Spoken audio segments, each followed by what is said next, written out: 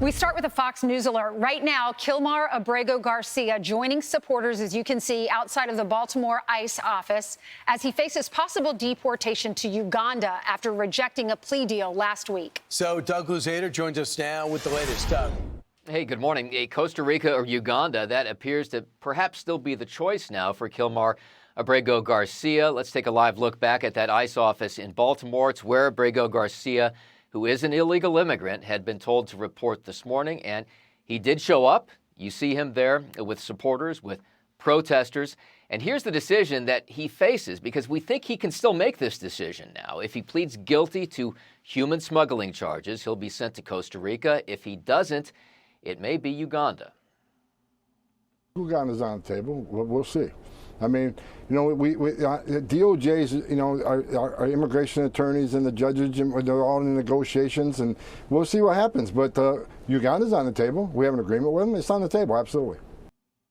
On the table. Abrego Garcia's attorney told NPR, I expect that ICE will take him into detention because, well, pretty much that's what they do. They have said they're going to try to deport him.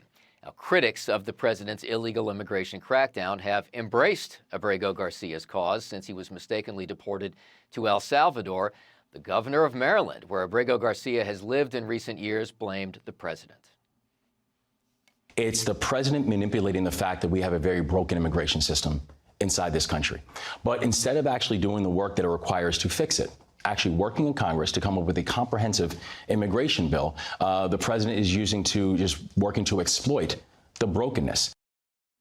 During his time in El Salvador, Abrego Garcia was visited by Maryland Senator Chris Van Hollen. You see them sitting there having lunch, apparently.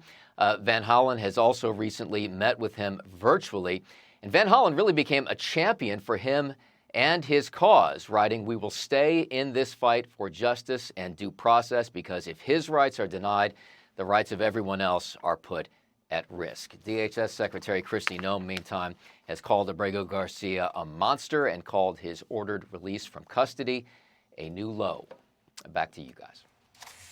All right. Thank you so much, Doug. The reason these two countries, Costa Rica and Uganda, we have agreements with these countries, and they have said, we'll work with you. You can send your illegal immigrants here. And they want to work with America. So that was why. Which, by the way, is an extraordinary development that has only happened since President Trump came back into office. This is an arrangement where the illegals allowed into the country. You can't always return them exactly to their country, especially if you don't have arrangements with those countries. And so the idea of getting third-party countries that were willing to work with us to help us solve this problem is something that President Trump, it's a radical change, and it eases lots of, we used to talk about the Remain in Mexico policy that was an arrangement that we had with Mexico that allowed us to keep illegals who are trying to get into the country, no matter where they're from, in Mexico, and that forces Mexico to then keep them from coming into their country, which then, basically solves the problem. If you're in this country illegally, even if you have a green card and you're caught drunk driving, you're gone, right? If you domestic abuse, you have a green card, you're gone. That means you legally got a green card, but you have to play the perfect game. You got to be a law-abiding citizen. It's your tryout. So this guy comes here illegally. He did three things: associating with MS-13. He's got tattoos. Everybody thinks he's MS-13. In fact, you got to go back to El Salvador. I can't go there because of a rival gang issue. All right, rival gang issue. Then he has the domestic abuse situation. 2 separate times, wife on the record, fears for her life, indicates that he's somehow connected, that nobody can do anything to him.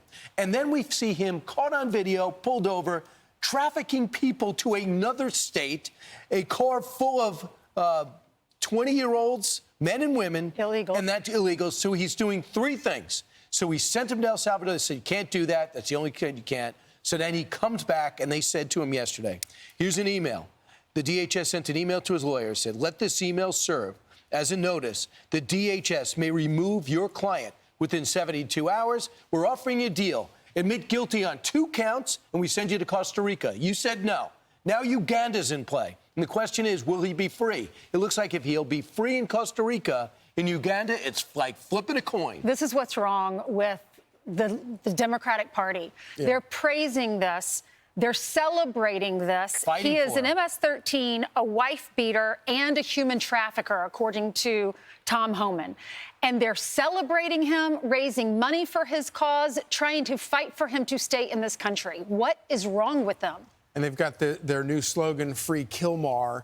It's a real problem for them. And you know, within the party, of course, they are being dragged far to the left, and they have to kowtow to that far left flank of the party because that's the only enthusiasm anywhere in the party.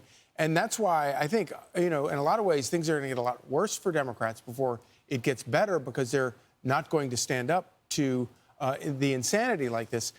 Talked to Greg Jarrett in the earlier hour, and he made the very important point that even if you're in the country illegally, you have certain rights that basically govern the authorities from just doing what they want to do. But you don't have the full rights as an American citizen. And it would make no sense if an illegal alien in this country suddenly had all of the constitutional rights that normal Americans do. Yeah, one of the statements was, if they come for Kilmar, they'll come for us. No, if you're here illegally, human smuggling, yes, they'll come for you. So this is, now you notice some of these Democrats are not showing up at rallies like this. Because Van Hollen originally says, give me a margarita, I'm going to go to El Salvador, and he goes there, and he meets with them outside of prison. Then it comes back, the domestic abuse pops up, the video of the smuggling pops up. So now he puts it in writing, but who's going to show up and actually say, this is the person I want to run with? You have this, and the Democrats are going to have to run on Kilmar and that Columbia graduate student who was in ICE detainment and is now fighting to stay here. And that's the pro-Palestinian, pro-Hamas students. So these are the people that Democrats are fighting for. This is a congressman from Maryland. This is Glenn Ivey. And this is happening in Baltimore. We've talked a lot about Baltimore. Baltimore has high crime. And Donald Trump, their governor there, Wes Moore, has asked Donald Trump to come and take a walk through the state with him, through some of the cities. And Donald Trump says, you get to work. You clean up your cities before I come and take a walk. So that's what, we'll continue to follow this. He's going to get a hearing, and he could be heading to Uganda shortly because his lawyers are scrambling. What time's the hearing? It's in a few hours, right? Yeah. 8 o'clock, 1 hour. Yeah, so he can talk. He's got for 52 more minutes. And the next thing you know, he's going to be on does Delta fly to Uganda? Because maybe Zohran Mamdani, who's got evidently a huge compound there, might be able to give him some recommendations on restaurants. Because he does know Uganda. We're talking a lot about Uganda. Right. Yeah, exactly. An awful lot for 7 o'clock in the morning. I'm Steve Doocy. I'm Brian Kilmeade. And I'm Ainsley Earhart. And click here to subscribe to the Fox News YouTube page to catch our hottest interviews and most compelling analysis.